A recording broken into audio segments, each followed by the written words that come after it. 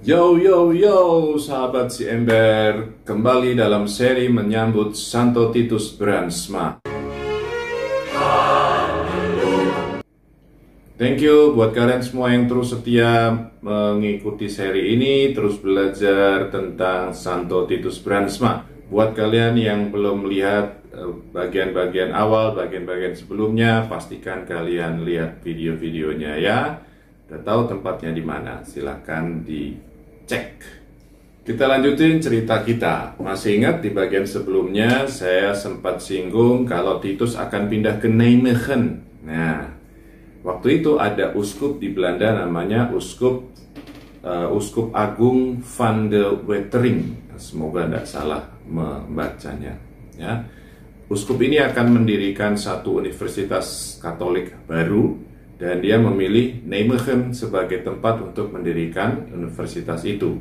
Nah, Titus ya, sebagai doktor filsafat diminta untuk membantu di sana.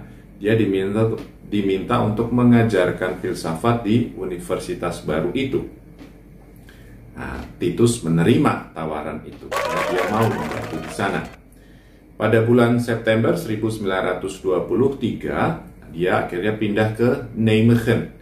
Dan selama 19 tahun, lama juga ya, 19 tahun berikutnya, dia terus mengajarkan filsafat dan juga ternyata mistisisme yang tadi dia pelajari itu di Nijmegen.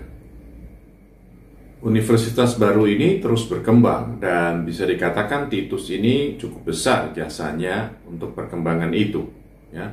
Selama 19 tahun dia mengajar di sana, dedikasi Titus selalu top.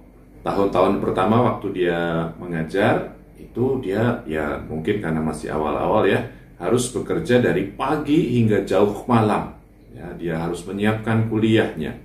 Biasa tahun pertama pasti masih harus banyak yang disiapkan, masih harus dirintis ya. Nah, tapi meskipun begitu dia nggak pernah mangkir ya, jarang sekali terjadi dia mangkir, nggak kasih kuliah, nggak mengajar gitu. Meskipun juga kemudian menjadi makin sibuk juga dengan pekerjaan-pekerjaan di luar kampus. Titus nggak cuma mengajar dengan penuh dedikasi, dia mengerti sungguh kebutuhan universitas muda ini, universitas yang baru ini. Dia selalu menemukan cara-cara yang baru, cara-cara untuk perbaikan untuk memenuhi kebutuhan para mahasiswanya. Dan universitas ini bukan sekadar tempat Titus bekerja keras ya, berjam-jam setiap hari. Buat Titus ini adalah tempat yang khusus. Bahkan lebih dari siapapun, lebih dari orang lain siapapun, Titus melakukan segala sesuatu yang mungkin dilakukan untuk membuat sekolah ini, universitas ini menjadi kepentingan semua orang. Pekerjaan apapun ya, upaya-upaya atau hal-hal apapun nggak pernah dianggap berlebihan gitu. Sepertinya itu semua bisa dikerjakan kalau itu berarti perkembangan untuk universitas. Gila kan? Next, kehidupan Titus ya, karyanya memang berakar di kampus, di universitas, tapi bukan hanya itu ya, keterlibatannya dalam pelayanan. Apa yang dikerjakan Titus meluas ke kehidupan umum gereja di Belanda. Sehingga dia juga pernah menempati posisi-posisi penting dalam atau selama karyanya sebagai imam. Tapi mungkin yang paling penting memang ketika dia menjadi rektor di Universitas Nijmegen itu. Ya, itu meskipun cuma sebentar tapi itu membuat dia dikenal cukup luas oleh masyarakat Belanda. Terus tahun 30-an itu nama Titus Brandsma seolah menjadi sinonim ya dengan perjuangan umat Katolik di Belanda. Pada kurun waktu itu dan juga sebelumnya, nama Titus sering dikaitkan dengan hampir setiap gerakan dan organisasi yang disponsori oleh gereja Belanda. Tidak sulit diduga dan tidak mengejutkan kalau kita katakan bahwa Romo Brandsma ini juga adalah seorang yang sangat peduli, ya, perhatiannya besar pada bidang pendidikan. Dia berjuang bagi kesetaraan dalam pendidikan. Mulai tahun 1923 sampai akhir hidupnya, katakan ya, Dia adalah sekretaris tetap dari mungkin semacam perhimpunan atau asosiasi sekolah-sekolah menengah dan kolese-kolese Katolik di Belanda. Dalam kapasitas itu, ia mengemban tugas yang besar bagi pendidikan Katolik dan memperjuangkan membela hak-haknya. Ya, ini kemungkinan terkait dengan situasi di Belanda ya pada waktu itu, mungkin yang mayoritas adalah gereja Protestan dan mungkin pengaruhnya lebih kuat, dan akhirnya ya tidak leluasa juga bagi gereja Katolik, jadi harus memperjuangkan sekolah-sekolahnya juga. Secara khusus perjuangannya berlangsung pada tahun-tahun terakhir hidupnya, ketika pendudukan Nazi menekan seluruh sekolah Katolik, bahkan seluruh sekolah yang dikelola oleh tarekat-tarekat religius.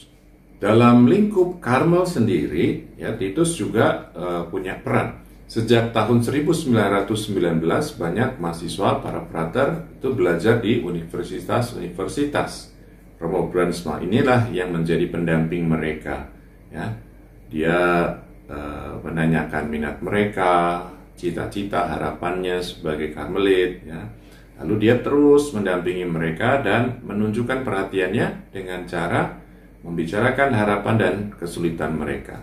Ya, dia menjadi prefek, menjadi pendamping para frater studi ini. Semangat Titus yang besar ya, yang berkobar-kobar, ini kelihatan juga atau mendorongnya juga untuk memberi diri untuk bermisi, pergi bermisi ke luar negeri. Pada waktu itu Karmelit Belanda punya misi di Indonesia. Nah, sayangnya tawaran Titus ini tidak diterima oleh pimpinannya, kesehatannya yang kurang baik ya.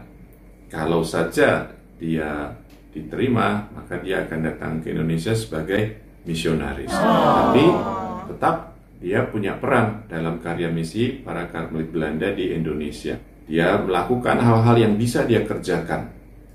Dia mengorbankan dirinya untuk misi dengan bekerja di negerinya sendiri, tapi di negeri Belanda. Dia berjuang keras mengumpulkan dana bagi misi Karmel, sehingga pernah sampai jatuh pingsan setelah kembali dari mengumpulkan dana sepanjang malam untuk misi Karmel. Nah, buat para alumni Dempo, SMA Dempo yang nonton video ini harus tahu, Romo Titus Brunsma ini juga punya peran penting dalam pendirian SMAK Santo Albertus Dempo di Malang. Ya, itulah kelanjutan cerita tentang karya Santo Titus Brunsma. Masih ada lagi, ini belum selesai, belum sampai puncak. Berikutnya ini lebih menegangkan karena inilah perjuangan Titus melawan Nazi. Wah, berani sekali dia. Ikuti terus seri menyambut Santo Titus Brunsma bersama Sieber. Tuhan memberkati.